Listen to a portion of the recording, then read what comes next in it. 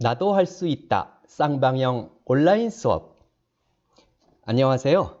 연수를 진행하게 된 경포중학교 교사 김만석입니다. 온라인으로 만나 뵙게 되어 반갑고 또 느낌이 새롭습니다. 선생님들 먼저 채팅창을 이용해서 함께 인사 나누셨으면 좋겠습니다. 오늘 선생님들께 무엇을 어떻게 하는가를 알려드리는 것보다 양방향 수업이 어떻게 이루어지는지 직접 체험해 보시는 기회가 되었으면 좋겠습니다. 많은 내용을 다루게 되어 다소 복잡하고 힘드실 수 있습니다. 특히 기술적인 기능이 많이 내포된 내용입니다. 기술적 이야기는 최소화하려고 했습니다. 따라서 모두 이해하시거나 사용하시려고 하시지 마시고 선생님 환경과 목적에 적합한 부분을 활용하시면 좋을 것 같습니다. 중간중간 좋은 음악과 예쁜 그림을 감상하시며 함께 이야기를 나눌 수 있는 쉬는 시간을 마련했습니다. 채팅으로 많은 의견 주시면 감사하겠습니다. 혹시 즉시 도움을 드릴 수 없는 사항이 있으면 추후 지원해 드리겠습니다. 모두 톡을 통해서 아이디어와 의견을 공유해 주시면 더욱 감사하겠습니다. 연수는 약 1시간에서 1시간 반 가량 분량입니다. 그럼 즐거운 연수 되시길 바랍니다. 감사합니다.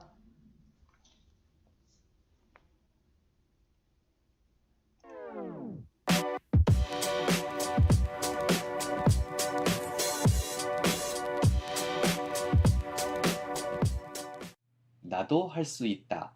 쌍방향 온라인 수업. 학습용 콘텐츠 제작 노하우.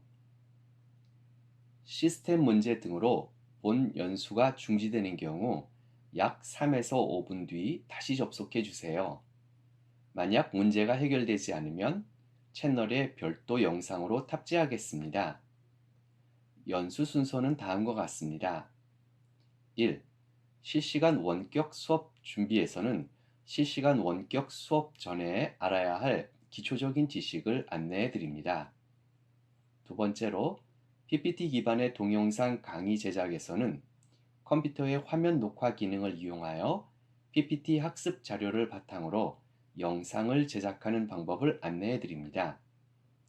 세 번째로 유튜브 실시간 스트리밍 활용에서는 앞서 제작한 영상 자료 등을 이용하여 실시간으로 수업을 진행하는 방법을 안내해 드립니다. 1. 실시간 원격 수업 준비. 실시간 원격 수업을 위한 통신의 원리를 알아보겠습니다. 보편적인 인터넷 통신의 원리는 4가지로 구분할 수 있습니다.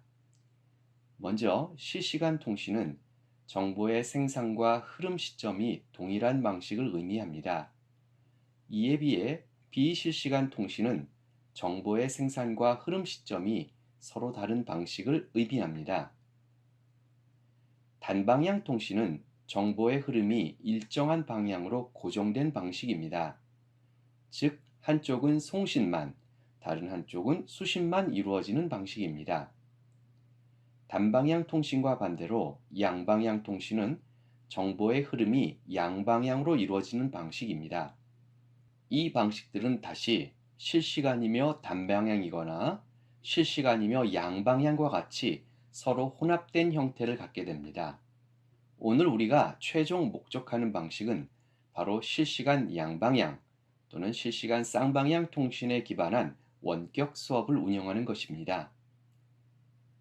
따라서 실시간 원격 수업은 교사와 학생이 인터넷과 송수신 장치를 이용하여 실시간으로 수업을 진행하는 것을 의미합니다. 실시간 원격 수업을 위한 준비사항은 다음과 같습니다.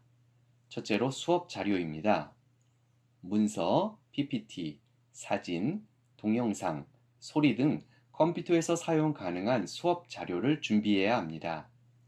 둘째로 수업 자료 제작을 위한 소프트웨어가 필요합니다. 화면 녹화용 소프트웨어, 영상 편집용 소프트웨어 등을 준비해야 합니다. 셋째로 수업 진행을 위한 하드웨어를 준비해야 합니다. PC나 스마트 기기, 카메라, 마이크, 태블릿 등이 필요합니다.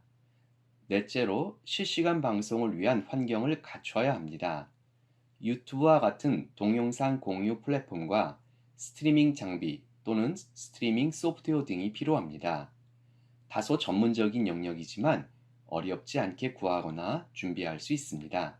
수업 자료 제작을 위한 소프트웨어의 종류를 알아보겠습니다. 먼저 화면 녹화용 소프트웨어와 영상 편집용 소프트웨어가 필요합니다. 대표적인 화면 녹화용 소프트웨어는 옥캠, 반디캠, 곰캠 등이 있습니다. 또한 대표적인 영상 편집용 소프트웨어에는 베가스, 프리미어, 파이널 컷 프로 등이 있습니다. 수업 진행을 위한 하드웨어에는 PC나 스마트 기기, 카메라, 마이크, 태블릿 등이 있습니다. 또한 실시간 방송을 위해서는 유튜브 계정이나 트위치 계정이 있어야 하고 스트리밍 장비 또는 스트리밍 소프트웨어를 준비해야 합니다. 다음은 저작권에 대해 간단히 알아보겠습니다. 저작권법 제25조에는 학교 교육 목적을 위한 저작권 규정을 다루고 있습니다.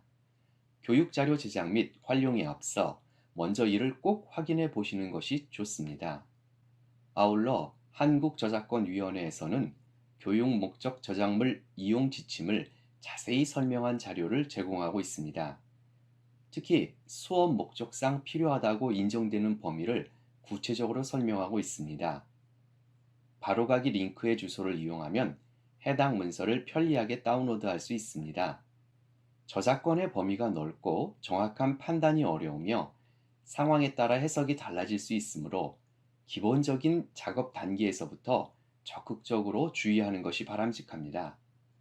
저작권이 분명히 명시되어 있고 많은 양의 공유 저작물을 제공하는 대표적인 사이트를 안내해 드리겠습니다.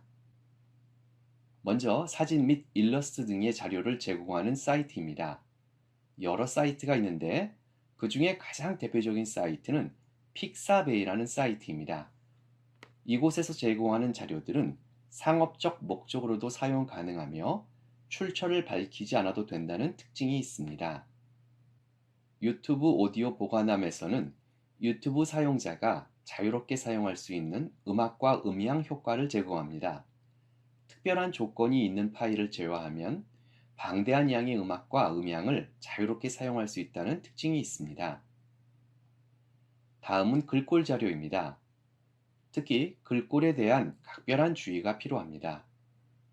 공공누리나 공유마당에서는 자유롭게 사용할 수 있는 글꼴을 제공하고 있습니다. 뿐만 아니라 이미지, 영상, 음악 등의 자료도 이용할 수 있으므로 참고하면 좋겠습니다. 일반 사용자가 쉽게 제작하여 사용하기 힘든 자료들도 구할 수 있습니다. 대부분 템플릿이라는 이름으로 제공하고 있으며 빠른 시간 안에 양질의 콘텐츠를 제작하는데 도움을 얻을 수 있어서 매우 유용하다고 볼 수 있습니다. 다만 무료라 하더라도 저작권 범위를 정확하게 확인하고 사용해야 합니다. 2. PPT 기반의 동영상 강의 제작. 지금부터는 PPT 자료를 이용하여 동영상 강의 자료를 제작하는 방법을 알아보겠습니다. PC 화면을 녹화함과 동시에 목소리를 녹음하는 도구에는 첫째, 오캠이 있습니다. 사용이 편리하지만 교육기관에서는 정품을 이용해야 합니다. 반디캠은 평가판에서 배경에 워터마크가 표시되어 다소 불편하며 이 역시 정품을 구입해야 제한 없이 사용할 수 있습니다. 곰캠은 PPT를 활용한 강의 녹화 기능을 제공하고 교육기관을 위한 별도의 이용권을 판매한다는 특징이 있습니다. 그러나 무료 버전의 경우 기능에 제한이 있고 교육기관에서는 정품을 구입해서 사용해야 저작권에 위반되지 않는다는 문제가 있습니다.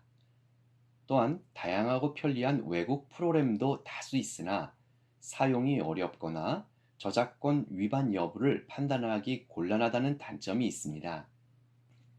이러한 문제를 해결하기 위한 손쉬운 방법을 안내하면 다음과 같습니다. 먼저 파워포인트 자체에서 제공하는 슬라이드쇼 녹화 기능을 이용하는 것입니다. 이 기능을 이용하면 기존에 제작해 놓았던 PPT 형식의 교육 자료를 활용하여 필기, 설명 음성 등이 포함된 동영상 콘텐츠를 제작할 수 있습니다. 기존 PPT 자료를 바로 활용할 수 있기 때문에 매우 유용하고 편리합니다.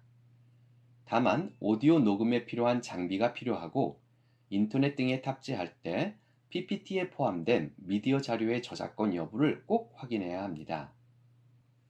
파워포인트 슬라이드 쇼 기능을 이용하여 영상을 제작하는 방법을 알아보겠습니다.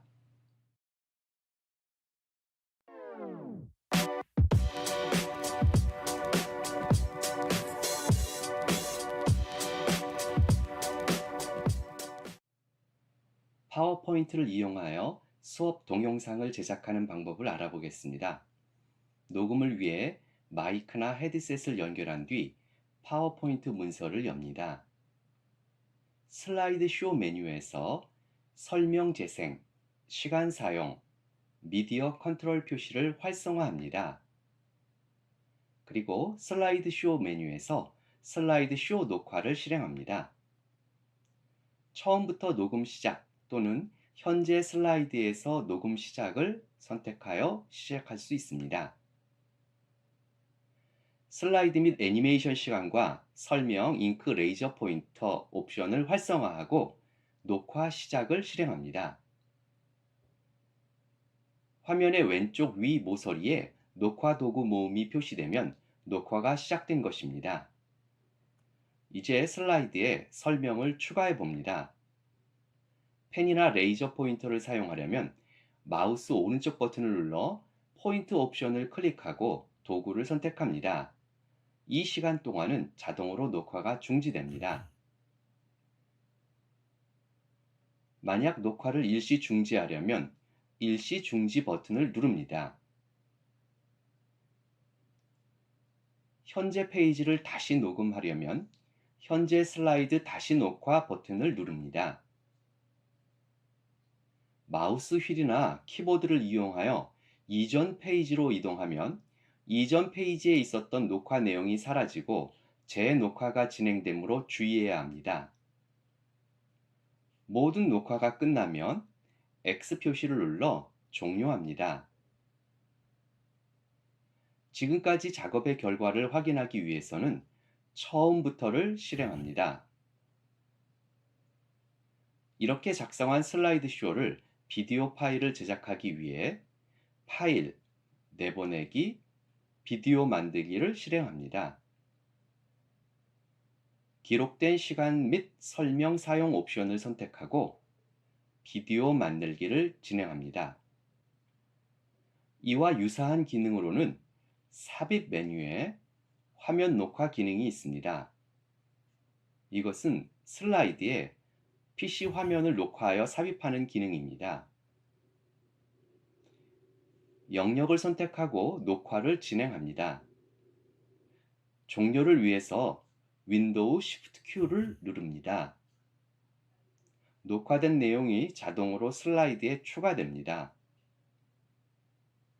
이 영상을 마우스 오른쪽 버튼을 눌러 다른 이름으로 미디어 저장을 실행하면 파일로도 저장할 수 있습니다. 또한 이 상태에서 다시 비디오 만들기를 진행하면 해당 영상까지 포함하여 결과 영상이 만들어집니다.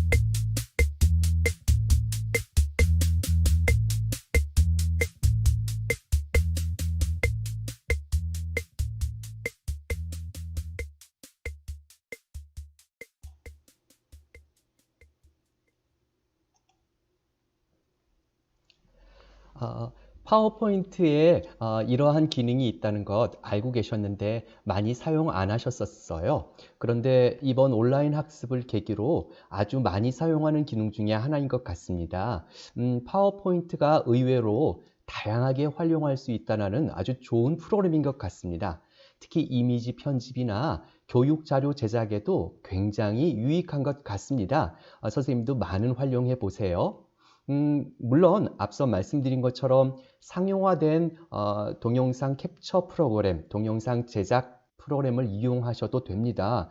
그런데 다시 말씀드리면 엄연히 상용 프로그램들은 학교에서 일반인들은 무료지만 학교에서는 무료가 아닙니다. 따라서 자칫 조심하셔야 될 것 같아요. 그래서 먼저 이렇게 파워포인트를 이용해서 동영상 자료를 만드는 방법을 알려드렸습니다. 그러면 또 어떠한 방법이 있는지 계속 한번 알아보도록 하겠습니다. 다음은 윈도우즈 10에 포함된 엑스박스 게임바를 이용한 화면 녹화 방법입니다. 윈도우즈 10에 포함된 엑스박스 게임바는 PC 게임상에서 캡처, 녹화, 채팅, 게임 방송 등을 하기 위한 도구입니다. 그러나 이 엑스박스 게임바는 반드시 게임이 아니더라도 PC 화면을 녹화할 수 있습니다. 엑스박스 게임바를 이용한 화면 녹화 방법을 알아보겠습니다.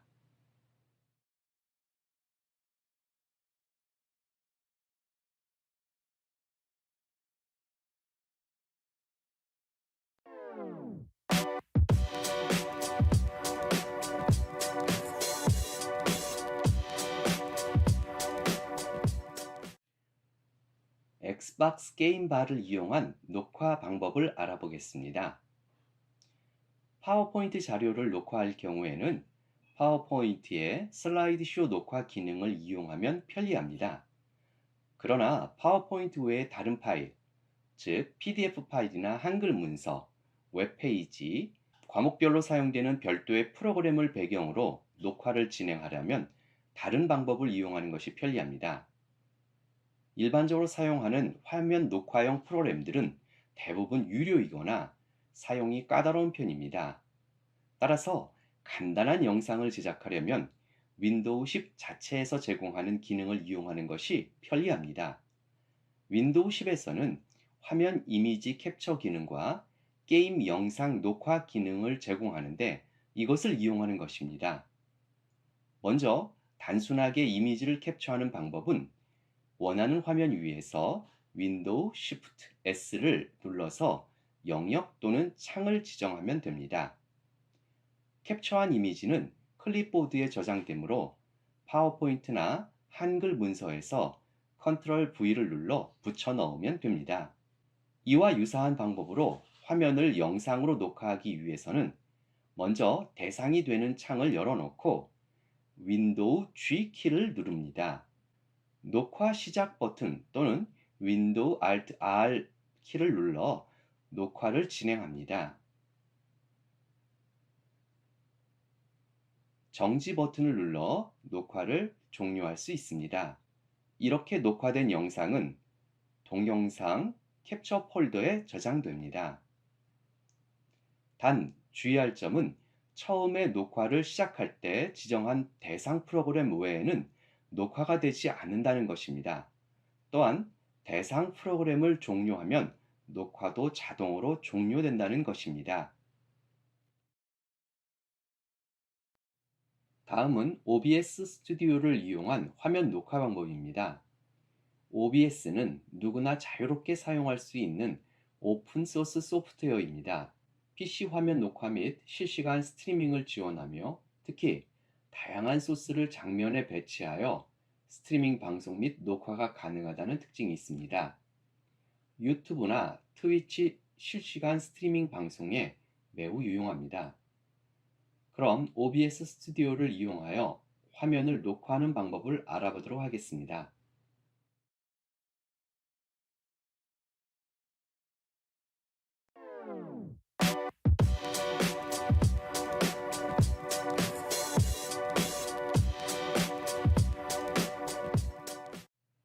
OBS 스튜디오를 활용한 녹화 방법을 알아보겠습니다.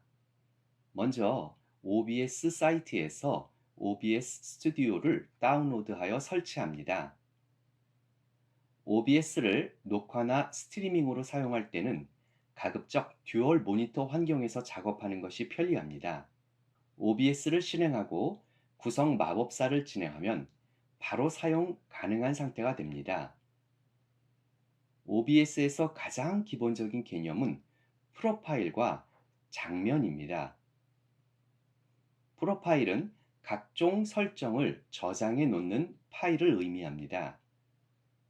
만약 한 PC에서 유튜브 스트리밍 작업을 진행하다가 트위치 생방송을 진행하려는 경우 그때마다 관련 설정을 변경할 필요 없이 프로파일로 구분하여 저장해 놓으면 편리하게 선택하여 작업을 시작할 수 있습니다. 또한 장면은 각 프로파일 환경에서 사용할 화면 구성을 의미합니다. 장면은 여러 구성 요소를 배치하여 만들 수 있습니다. 여러 다양한 장면을 만들어 놓고 시나리오에 따라 영상을 다양하게 바꿔갈 수 있는 것이지요. 먼저 프로파일과 장면을 새로 만들어 줍니다.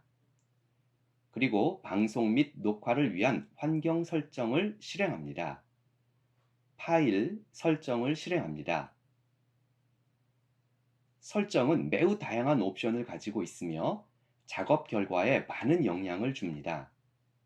사용자의 시스템 환경과 사용 목적에 따라 설정 내용이 달라지므로 필요에 따라 설정을 변경하며 사용해야 합니다. 방송 설정에서는 어떤 플랫폼을 이용하여 서비스를 진행할지 선택합니다. 지금은 화면 녹화를 위한 단계이므로 그대로 두어도 무방합니다. 출력은 결과물에 가장 많은 영향을 미치는 설정입니다. 단순과 고급 옵션이 있는데 일반 사용자는 단순 설정 상태를 이용하는 것이 좋습니다. 그러나 결과물에 문제가 있거나 실시간 방송의 품질이 떨어지는 경우 고급 설정을 변경해야 합니다. 방송과 녹화로 구분하여 설정할 수 있습니다. 녹화 품질은 그대로 두어도 무방하지만 방송은 진행하지 않고 녹화만 진행할 예정이므로 무손실 상태와 비교하여 거의 차이가 없는 품질, 큰 파일 크기로 변경하여 품질을 높이는 것도 좋은 방법입니다. 녹화 형식은 가장 보편적으로 사용할 수 있는 MP4 파일 형식으로 선택합니다. 인코더는 하드웨어가 목록에 있는 경우 하드웨어를 선택하고 그렇지 않은 경우에는 소프트웨어를 선택합니다. 나중에 방송과 녹화를 동시에 진행할 경우에는 두 설정을 각기 달리하는 것이 영상의 끊어짐을 방지하고 고화질 녹화에 도움이 됩니다. 이러한 이유로 OBS를 원활하게 이용하기 위해서는 컴퓨터에 별도의 그래픽 카드가 설치되어 있는 것이 매우 바람직합니다. 오디오와 비디오 설정도 확인합니다.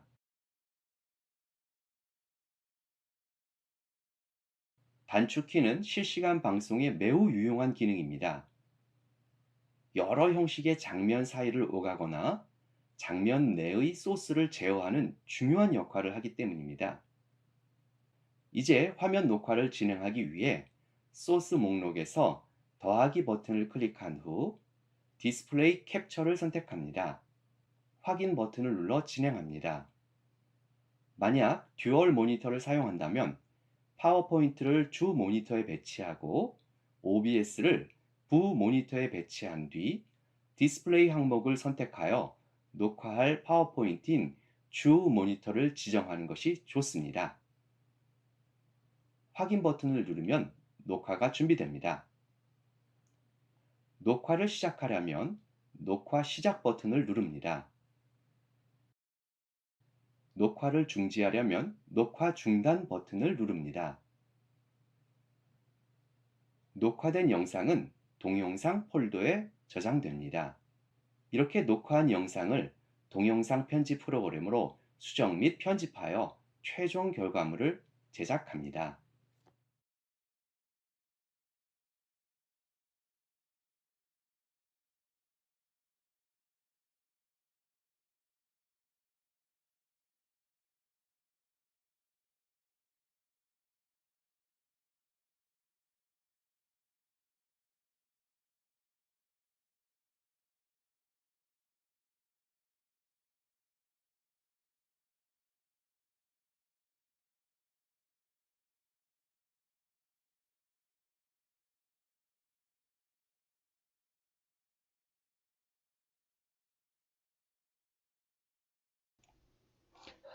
죄송합니다. 아, 지금까지 여러 가지 방법을 이용해서 동영상을 만드는 방법을 알아봤습니다. 그런데 중간에 잘못된 부분이 있거나 지금처럼요, 또는 문제가 발생했을 때 또는 자세한 설명 등을 추가하거나 할 때는 별도의 편집 프로그램이 필요합니다. 예전에는 윈도우 자체에 있는 무비 메이커라는 걸 쓸 수 있었는데요. 지금은 그렇지 않고 여러 가지 전문 프로그램들이 있습니다.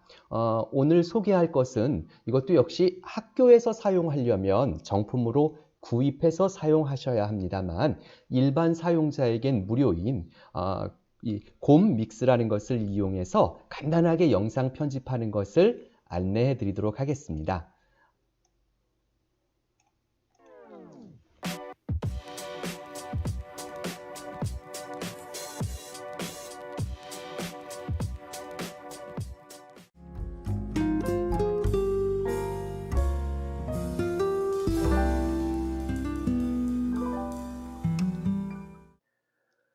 수송 기술과 에너지. 오늘의 학습 목표는 수송 기술의 개념과 수송 기술 시스템의 구성 요소를 예를 들어 설명할 수 있다.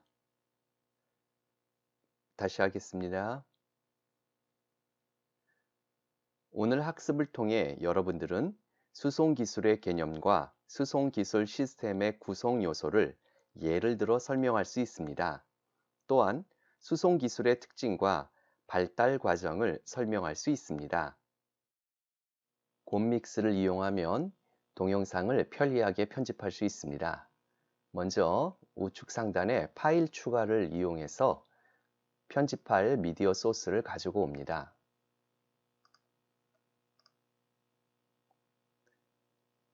해당 파일을 화면 아래쪽 타임라인에 배치합니다. 그리고 잘라야 할 시작 위치로 이동합니다.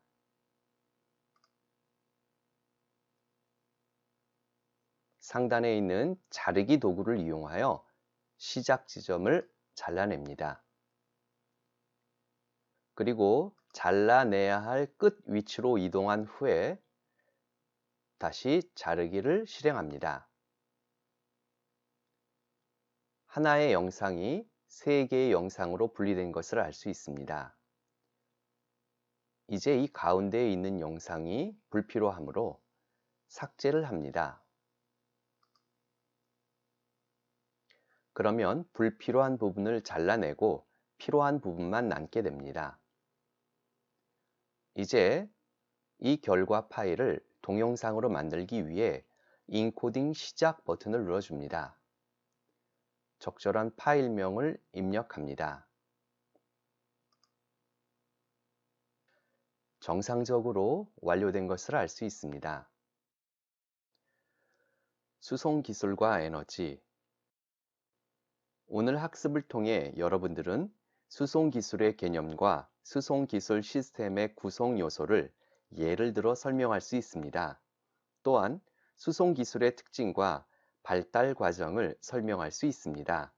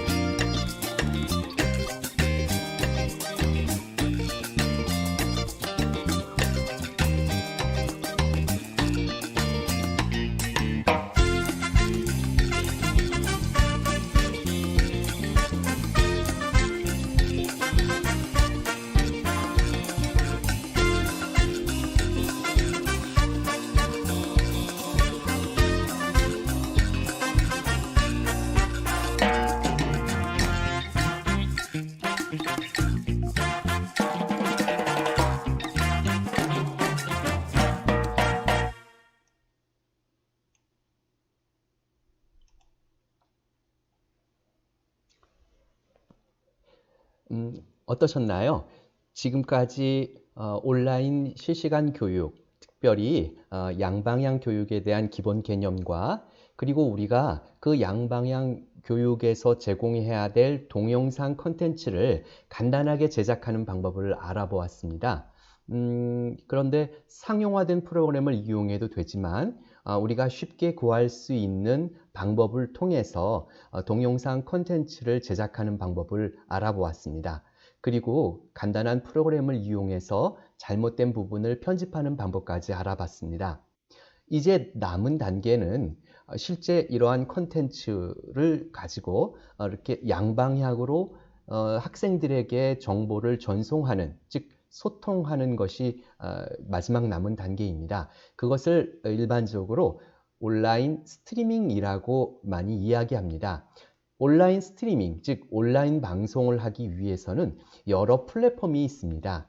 그런데 가장 일반적으로 많이 사용되는 것이 지금 우리가 하는 유튜브입니다. 그래서 오늘은 유튜브를 이용해서 이렇게 실시간으로 양방향으로 정보를 주고받는 방법, 즉 수업을 하는 방법을 알아보도록 하겠습니다.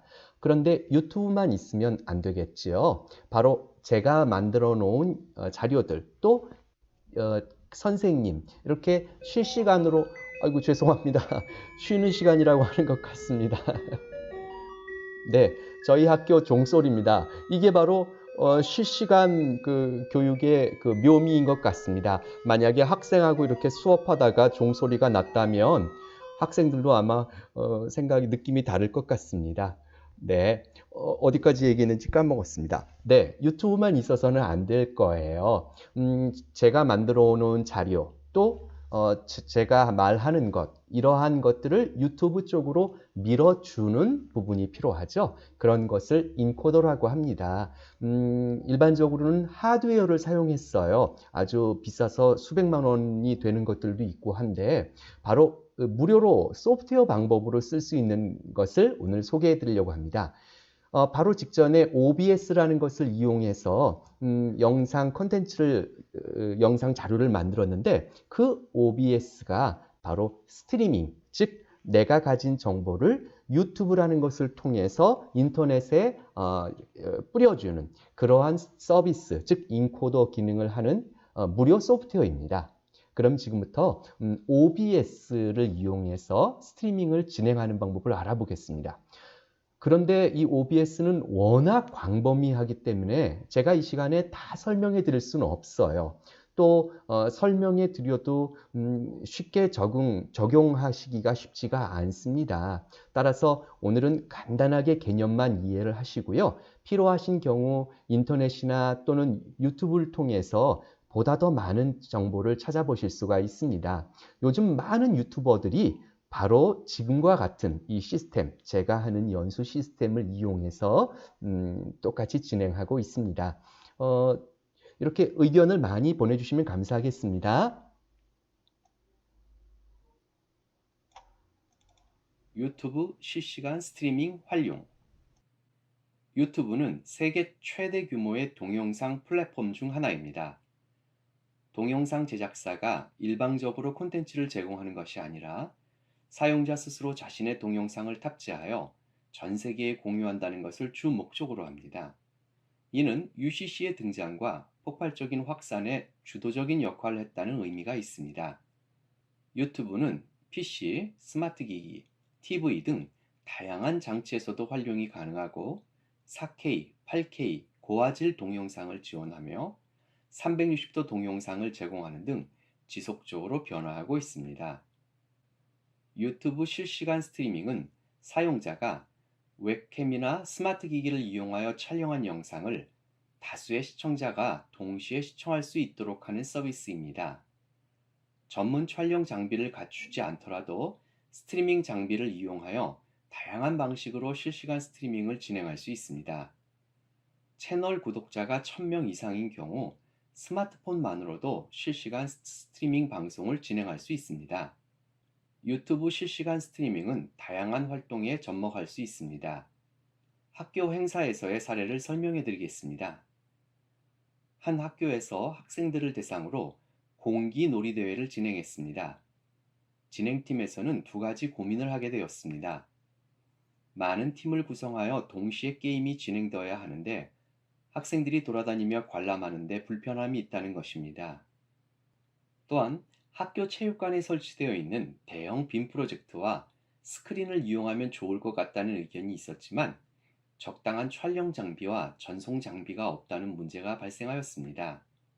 그래서 유튜브 실시간 스트리밍 서비스를 기반으로 문제를 해결해 보기로 했습니다. 학생들의 활동을 스마트폰으로 촬영함과 동시에 유튜브 실시간 스트리밍을 진행하고 이 인터넷 영상을 체육관 빔 프로젝트에 띄우기로 한 것입니다. 그 결과 학생들은 스크린에 나타나는 다른 팀들의 영상을 동시에 시청할 수 있게 되었습니다. 물론 불특정 다수가 시청할 수 없도록 공개 상태를 설정하여 학교 내에서만 시청할 수 있도록 조치하였습니다. 이런 사례뿐만 아니라 교내 방송 및 수업 활동 등에도 실시간 스트리밍 서비스가 매우 유용하게 사용될 수 있습니다. 유튜브 실시간 스트리밍을 위해서는 4단계의 과정을 거치게 됩니다. 첫 번째 단계는 스트리밍을 기획하는 단계입니다. 원고 및 수업에 필요한 각종 미디어 자료를 준비하는 과정입니다. 두 번째 단계는 유튜브의 스트리밍 서비스를 활성화하는 단계입니다. 스트리밍 정보를 설정하고 시간을 예약하거나 썸네일 이미지를 지정하는 과정입니다. 세 번째 단계는 촬영에 필요한 카메라나 마이크와 같은 장비를 설치하고 스트리밍 진행에 필요한 환경을 구축하는 과정입니다. 마지막으로 네 번째 단계는 스트리밍을 실시하고 학생들의 질문에 답하는 과정입니다. 또한 스트리밍이 끝나면 저장된 영상을 처리하는 과정도 중요한 단계입니다. 이제 OBS와 유튜브를 이용한 실시간 스트리밍 운영 방법을 소개해 드리겠습니다.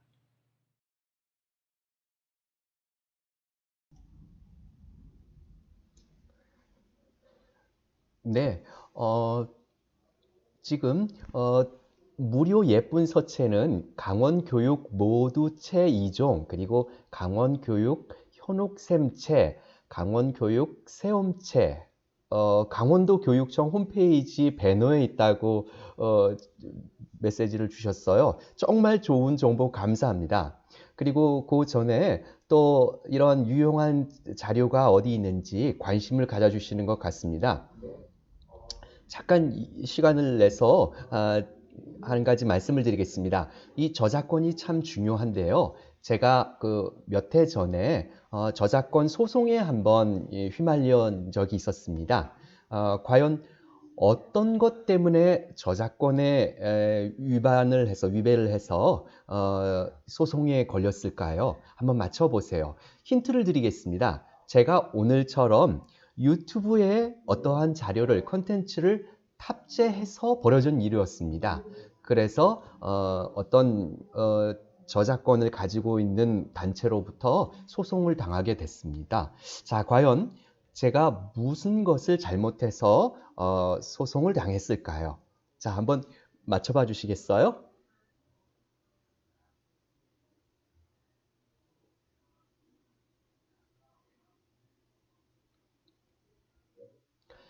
음, 이런 동영상 콘텐츠를 만들 때 여러 가지 요소가 필요하지요. 지금 이 옆에 보이시는 것처럼 그림도 있겠고 또 영상 자체도 있겠고 사진도 있을 수 있겠습니다. 어, 네, 어떤 것 때문에 제가 문제가 됐을까요? 네, 의견을 주셔서 감사합니다. 네, 맞습니다. 지금 네, 다양한 그림 감사합니다. 맞습니다. 피오나님과 권정남님 말씀처럼요. 폰트, 글꼴이었습니다. 그 글꼴이 뭐였냐면 HY 울릉도 들어보셨죠? 또 우리가 흔히 들어봤던 그런 폰트들이었어요. 그런데 희한한 게 있어요. 그러한 폰트들은 우리가 컴퓨터를 켜면 무조건 들어있는 폰트가 아니었나요? 맞습니다. 강원도 교육청 차원에서 우리에게 일괄적인 라이선스를 제공했기 때문에 아래 한글 사용자라면 누구나 쓸 수 있는 그런 폰트였습니다. 그런데 왜 제가 동영상을 만들 때 그 폰트를 썼다고 문제가 됐을까요? 저를 소송한 사람들, 즉 변호사 법인이었는데요. 그 사람들의 주장은 그렇습니다. 이러한 폰트들은 아래아 한글 워드 프로세서를 사용하기 위해서 제공한 폰트이지 동영상이나 다른 컨텐츠를 만들거나 또는 이렇게 함부로 배포를 해서는 안 된다라는 겁니다. 그러한 허락을 해준 그러한 용도로 제공된 것이 아니라는 것이죠. 그래서 한동안 정말 많이 고생했습니다. 그런데 그 즈음에 저뿐만 아니라 학교의 주변의 여러 기관들 또는 아파트, 종교시설 이렇게 꼭 아래아 한글이라고 하는 워드 프로세서를 쓰고 거기에 폰트와 연관되어 있는 그런 기관들의 여러 군데 동시에 다발적으로 이렇게 소송과 그리고 조사가 이루어진 적이 있었습니다. 맞습니다. 이것은 제가 누구를 탓하거나 원망할 것이 아닙니다. 엄연한 이것은 저작물인 것이지요. 특별히 그 중에서도 폰트라고 하는 것은 굉장히 예민한 문제입니다. 특히 한글 폰트는 우리나라 말고는 많이 사용하지 않는데 그 사람들이 많은 시간과 기술을 이용해서 만들어진 것, 따라서 법적 권리가 분명히 인정받아야 됩니다. 그러나 저처럼 모르고 실수하는 사람들이 많다는 것이죠. 따라서 선생님들께서도 이런 컨텐츠 올리실 때 다른 것도 중요합니다. 그러나 무엇보다 중요한 것 폰트 주의하셔야 해요. 사진은 아까 말한 것처럼 픽사베이나 그림도 있고 일러스트도 있어요. 또는 음악은 아까 유튜브에서도 구할 수 있고요. 그래서 잘 찾아보시면 여러 사이트들이 있어요. 단 조심하셔야 될 것이 일부 옳지 않은 사이트들은 미끼일 수도 있습니다. 즉 일부가 무료인데 다 무료인 것처럼 사용할 수 있게끔 해놨고 나중에 문제를 일으킬 수가 있는 것이죠. 따라서 저작권 아주 몸에 배야 될 것 같습니다. 그러면 다음은 OBS를 이용해서 실제 스트리밍하는 방법을 알아보도록 하겠습니다. OBS라는 것 조금 어려우신데요. 조금 전에는 영상을 컴퓨터의 화면을 캡처할 때 사용하는 도구로 썼는데 다시 말씀드리지만 이번에는 저처럼 이렇게 웹캠을 이용해서 촬영한 것을 유튜브를 통해서 선생님들께 전달해 주는 그러한 소프트웨어가 OBS입니다. 그래서 설정하는 것부터 시작해서 그리고 실제 운영하는 방법 그리고 내보내는 방법까지 알아보겠습니다. 그런데 한 가지 기본적인 내용이 필요한데 제가 이 시간에 다 설명드리진 않았어요. 즉 유튜브 계정을 만들고 채널을 생성하고 하는 부분까지 이 시간에 다 다루지는 못했습니다. 그런데 분명한 건 어렵지 않다는 겁니다. 구글 계정 하나만 있으면 누구나 유튜버가 될 수 있습니다. 단 처음에는 조금의 제한이 있어요. 구독자가 어느 정도 이상이 될 때까지 제한을 두고 있는데요. 그렇지 않더라도 우리가 이렇게 일반적인 수업을 진행할 때는 아무 제한 없이 진행할 수 있습니다. 그래서 구글 계정을 이용해서 유튜브 채널을 먼저 개통해 보세요. 그리고 OBS를 이용하시면 오늘 즉시 아마 여러분들은 선생님들께서는 유튜버가 되실 겁니다. 자, 그러면 OBS를 이용해서 스트리밍 서비스를 하는 것을 한번 실습해 보도록 하겠습니다.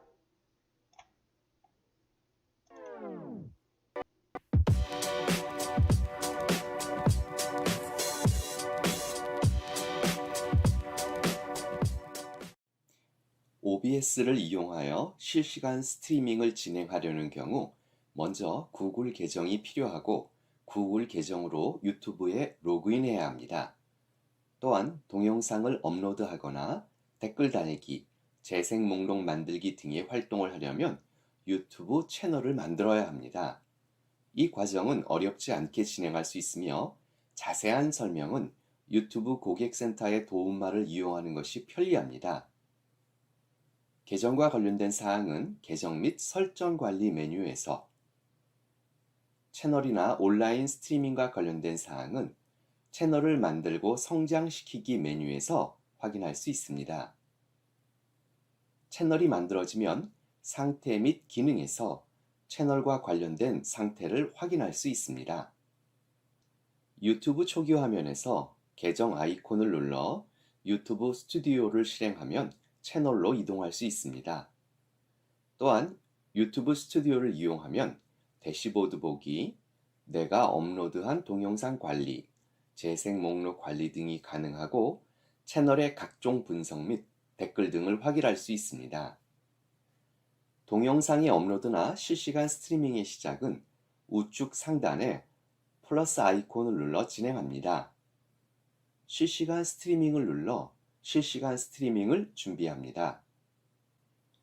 라이브 관제실로 이동하게 되며 스트림에서는 하드웨어나 소프트웨어 인코더를 이용하여 스트리밍을 진행할 수 있습니다. 여기에서 인코더란 콘텐츠를 가져와서 유튜브에서 스트리밍할 수 있는 디지털 형식으로 변환해 주는 기기 또는 프로그램입니다. 바로 OBS 스튜디오가 우리가 사용할 인코더 프로그램인 셈입니다. 웹캠에서는 웹캠만으로 간단하게 스트리밍을 진행할 수 있습니다. 관리에서는 실시간 스트림을 관리할 수 있습니다. 지금 스트리밍하기 기본은 이전 방식의 스트리밍 도구이므로 사용하지 않습니다. 실시간 스트리밍을 진행하기 위해 스트림을 실행합니다. 만약 이전에 실시간 스트리밍을 진행한 적이 있다면 최근에 사용한 설정으로 새 스트림 만들기 화면이 표시되며 이전에 완료한 스트리밍 정보를 복사하여 사용할 수 있습니다. 새 스트림에 방송 제목과 공개 상태, 설명 등을 기록합니다.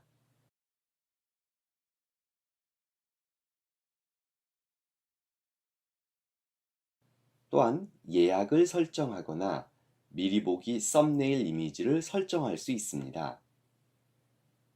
스트림 만들기를 실행합니다. 이렇게 예약해 놓은 스트림은 관리에서 확인하고 수정할 수 있습니다. 수정에서는 스트림 기본 정보를 수정할 수 있습니다.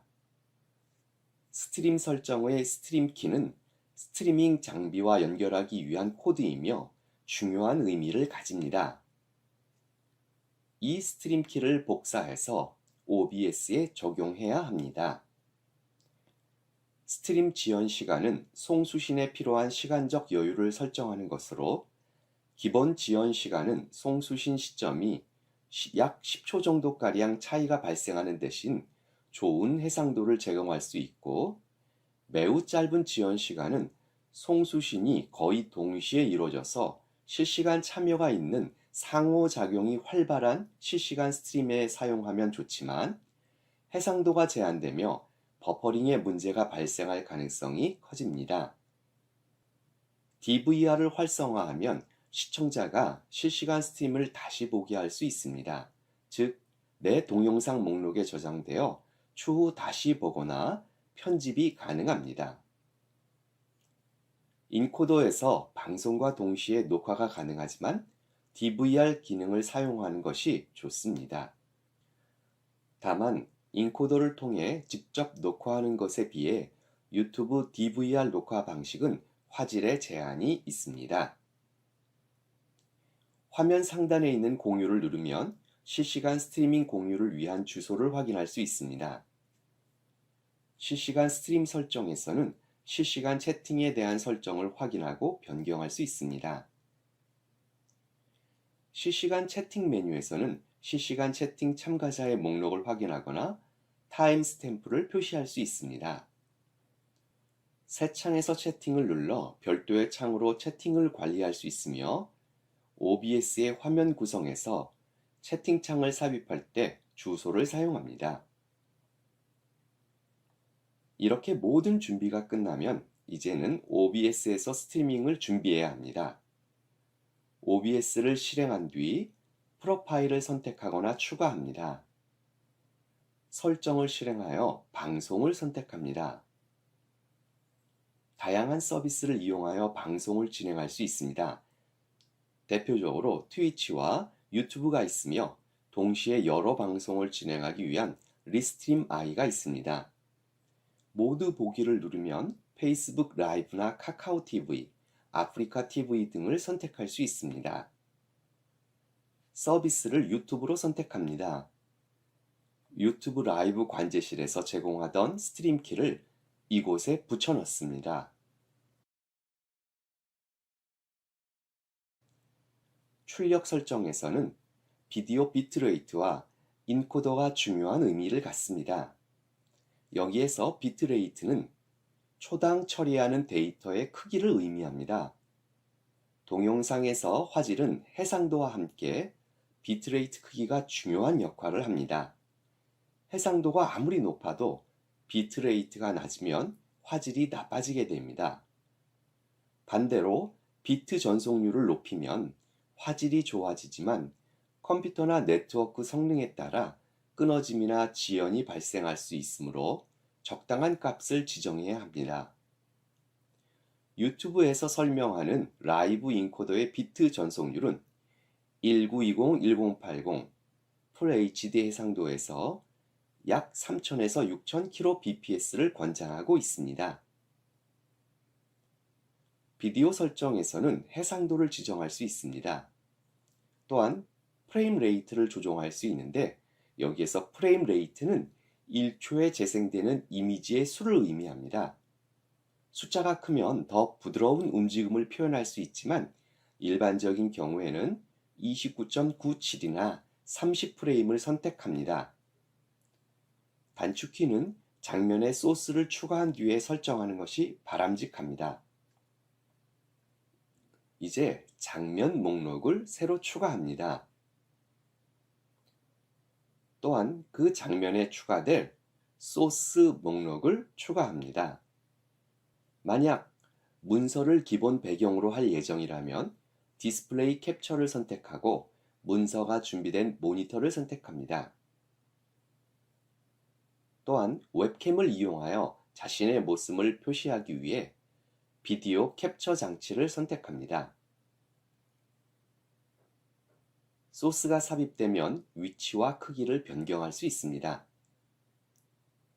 이번에는 채팅 화면을 추가하기 위해 브라우저를 선택합니다. URL에 유튜브 라이브 관제실에서 채팅창 주소를 가져와 붙여넣기 합니다. 너비와 높이는 원하는 크기로 설정합니다. CSS는 스타일 시트로 채팅창의 모양을 변경하기 위한 기능을 제공합니다. 스타일 제너레이터라고 하는 페이지에서 쉽게 스타일 시트를 만들 수 있습니다. 이를 이용하면 투명한 채팅창도 가능합니다.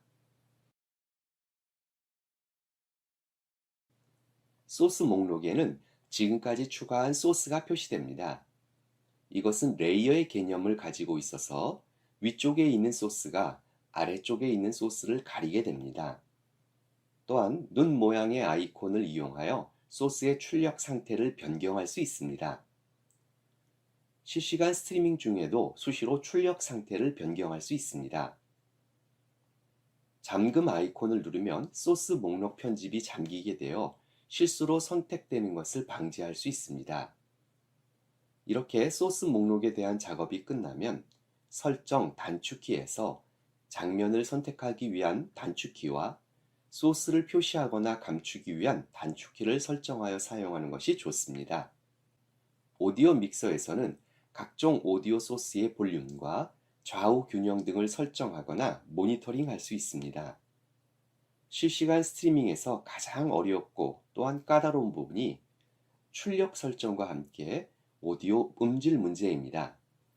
일부 PC와 마이크 등은 잡음이 많이 발생하기도 하고 사용 환경이나 방법의 문제로도 많은 잡음이 발생하여 영상의 품질을 떨어뜨리는 경우가 종종 있기 때문입니다. 장면 목록은 장면 사이의 전환 효과와 지속 시간을 설정합니다.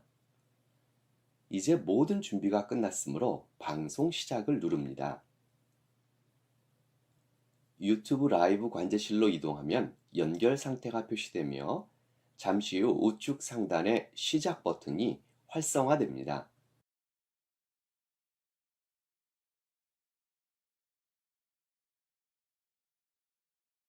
시작 버튼을 누르면 스트리밍이 시작됩니다. 이제 OBS에서 단축키를 이용하거나 장면 목록이나 소스 목록을 선택하여 스트리밍 될 내용을 선택합니다. 모든 방송이 끝나면 유튜브 라이브 관제실에서 스트림 종료를 눌러 스트리밍을 종료하고 OBS에서도 방송 중단을 눌러 방송을 종료합니다. 방송을 종료하면 내 채널의 동영상에 실시간 스트리밍 목록의 실시간 다시 보기에 등록됩니다.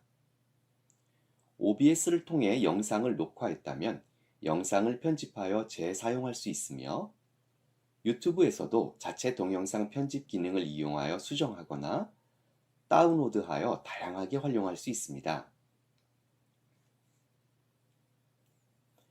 업로드한 영상이 저작권에 문제가 있는 경우 제한 사항에 저작권 침해 신고라고 표시됩니다. 유튜브 자체 알고리즘에 의해 동영상 업로드와 동시에 타 저작권 소유자가 등록한 저작물과 대조하여 저작권 위반 여부를 검토하기 때문입니다. 이에 따라 저작권 침해 신고의 세부 정보 보기를 보면 제한 사항이 표시됩니다.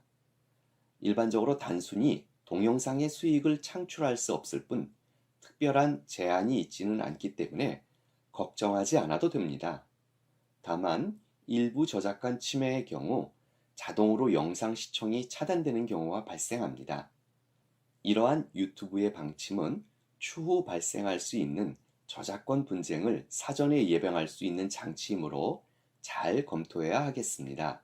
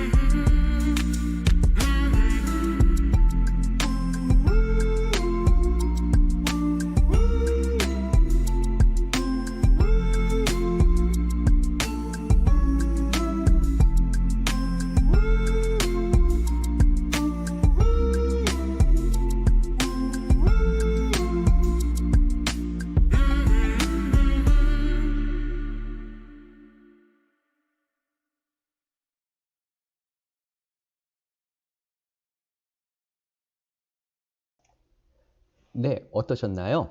OBS라고 하는 것, 제가 조금 어려운 용어를 말씀드렸지만 그것은 대부분 기본적인 사항을 그대로 유지해서 사용하셔도 큰 문제가 없습니다.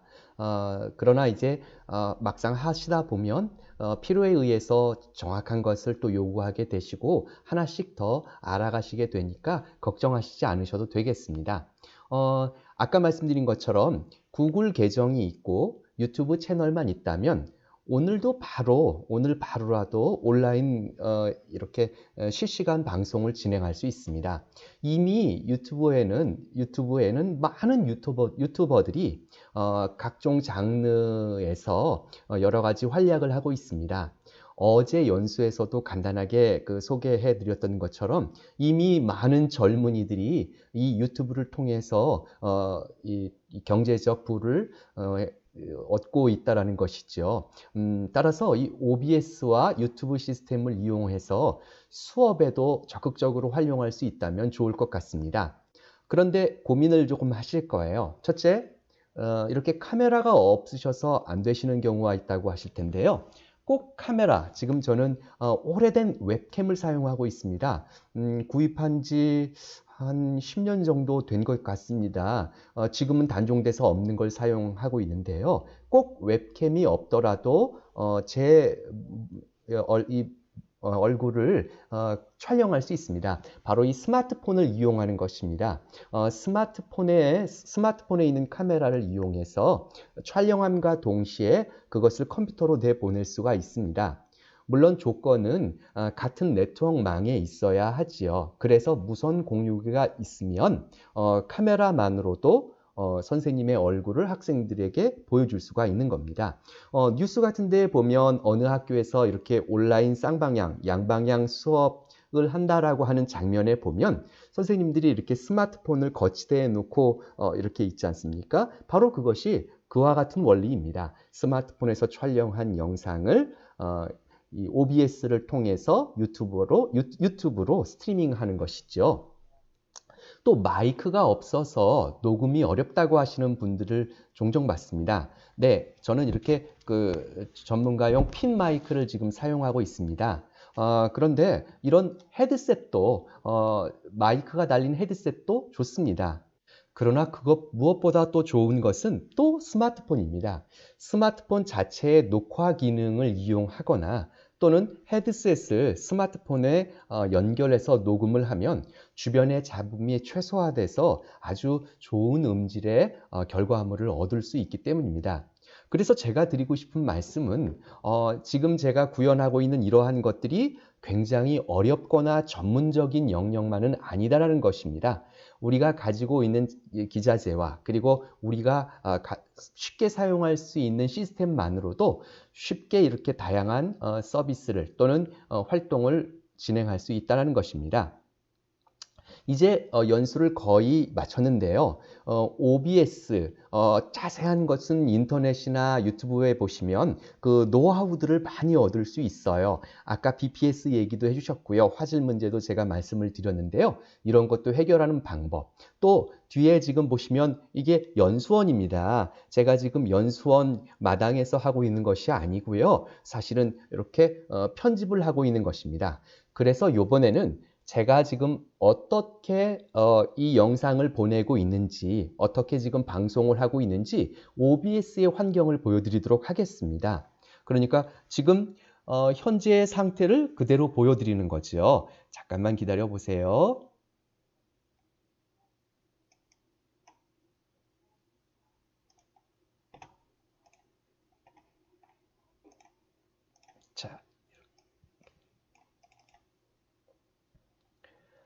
자, 지금 이것이 제가 선생님들께 이 강의를 하는 환경입니다. 눈이 아프시죠? 왜냐하면 이 OBS 자체를 지금 촬영하고 있기 때문인 거죠. 이렇게 여러 장면 목록을 만들어 놓고 사용하고 있습니다. 이 장면 목록은 뭐냐면요. 자, 이렇게 가려보겠습니다. 제가 이렇게 큐시트를 만들어 놨습니다. 아이고, 지금 화면 뒤에가 문제가 생기네요. 큐시트가 있습니다. 즉, 언제 무엇을 할 것이고 그 다음 수업 내용은 무엇이다라는 것을 적어 놓은 것이죠. 수업할 때도 역시 마찬가지겠죠. 그 번호를 적어 놓은 것이 바로 여기에 있는 번호입니다. 따라서 이 장면 목록을 만들어 놓으면 다음 단계에 무엇을 할지를 쉽게 선택할 수 있습니다. 그리고 지금 오른쪽에 보이는 이 소스 목록이 바로 무엇을 시청자에게 보여줄 것인지 보여주지 않을 것인지를 선택하는 부분인데 이렇게 다양한 것을 사용하고 있습니다. 그러면 제가 요 지금 디스플레이 캡처라는 부분에 눈을 껐습니다. 그래서 보이지 않고요. 보이게 됐고요. 다시 이렇게 끄면 그 화면이 사라지게 되는 것이죠. 자, 그러면 이렇게 보이게 해놓은 상태에서 이렇게 한 칸을 내렸습니다. 그러면 옆쪽에 오른쪽 화면에 채팅 화면이 보이게 되는 것이고요. 이렇게 하나씩 내려가면서 제가 이렇게 등장할 수 있습니다. 자, 어렵지 않습니다. 소스 목록에는 말 그대로 제가 표현하고 싶은 내용들을 배치하는 것이고 단 레이어의 개념이 있기 때문에 위쪽에 있는 것이 가장 위에 보인다는 것입니다. 그것만 명심하시면 얼마든지 선생님들이 가지신 자료를 이용해서 이렇게 학생들에게 또는 시청자에게 제공할 수 있는 것입니다. 자, 다시 원래대로 돌아가 보도록 하겠습니다.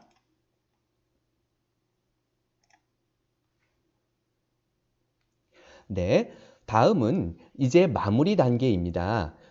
지금까지 우리가 영상 콘텐츠, 영상 수업 자료도 만들어 봤고요. 그것을 OBS라는 것을 이용해서 유튜브 베이스 환경에서 OBS를 이용해서 스트리밍 하는 것도 알아봤습니다.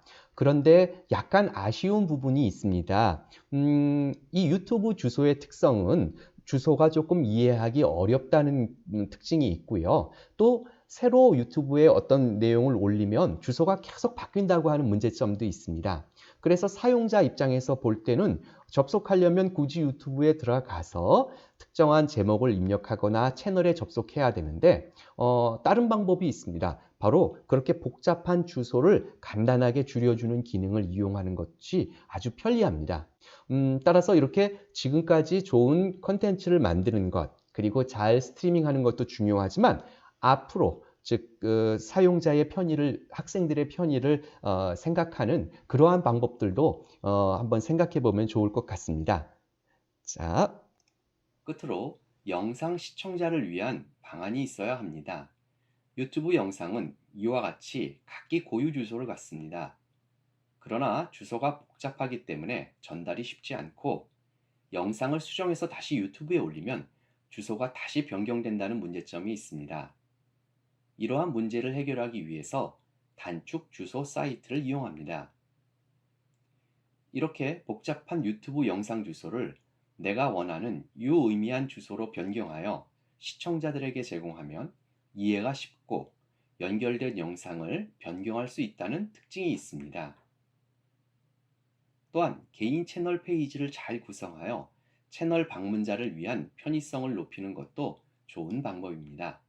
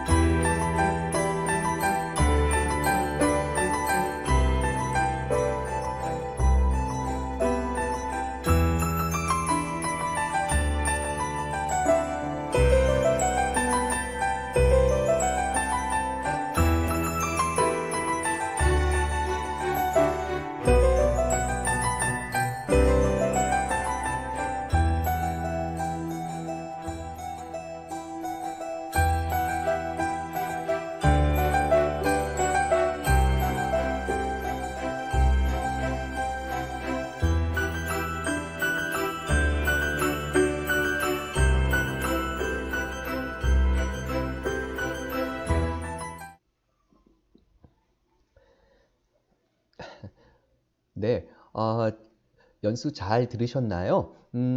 계속 서둘러서 했더니 생각보다 빨리 이제 진행이 된 것 같습니다. 지금까지 이렇게 한 영상은 강원도 교육연수원 채널에 올려놓도록 하겠습니다. 그리고 지금 여러 연수를 했는데요. 그 연수의 모듈들을 따로따로 나눠서 보시기 편하시게끔 처음부터 끝까지 다 보시지 않고 보시기 편하게끔 제 채널에 올려놓도록 하겠습니다. 채널 이름이 강릉바다입니다. 그래서 유튜브에서 강릉바다 채널 이렇게 치시면 되겠습니다. 특별히 시스템에 따라서 여러 가지 설정이 달라진다는 것을 제가 말씀드리는데요. 막상 해보시다 보면 제가 지금 말씀드린 대로 했는데 안 되는 부분도 있을 겁니다. 특히 가장 많은 질문을 들었던 것들이 마이크나 이어폰 상태, 왜 녹음이 안 될까요? 제 소리가 안 나갈까요? 하는 것들이었습니다. 그러한 것들이 있으면 제가 메신저의 원격 기능을 이용해서 도와드릴 수 있습니다. 또 이런 질문도 있었습니다. 지금은 제 얼굴만 이렇게 나왔는데 학생들 얼굴도 나올 수 있는 방법이 없는가라고 하는 것인데요. 맞습니다. 요즘 이 웹캠 구하기가 거의 불가능한 상태입니다. 그런데 제가 아까 말씀드린 것처럼 스마트폰을 이용하면 서로 카메라 기능을 이용해서 서로 보면서 할 수 있다고 했죠. 그러한 기능들을 한번 활용해 보는 것도 괜찮습니다. 물론 지금 시연하면 참 좋겠지만 아까 말씀드린 것처럼 제 스마트폰과 지금 이 교육 환경의 네트워크가 같이 연계가 되어 있지 않은 상태라 아쉽게도 오늘 보여드릴 수는 없겠네요. 그러나 이러한 것들도 교육 모듈로 만들어서 더 탑재하도록 하겠습니다. 혹시 질문이 있으면 또 도움이 필요하신 부분이 있으면 이 채널을 지금 스트리밍을 바로 끊지 않고 잠깐 놔두도록 하겠습니다. 질문을 올려주시면 제가 마무리까지 해드리도록 하겠습니다. 연수 들어주셔서 감사하고요. 네, 머리가 뜨는 줄도 몰랐어요. 헤드셋을 하고 있었는데 머리가 떴었는데 누가 따로 알려주셨어요. 감사합니다. 늘 건강하시고요. 또 도움 필요한 거 있으면 언제든지 연락 주세요. 자, 우리 강원교육 또 강원도 선생님들 화이팅입니다.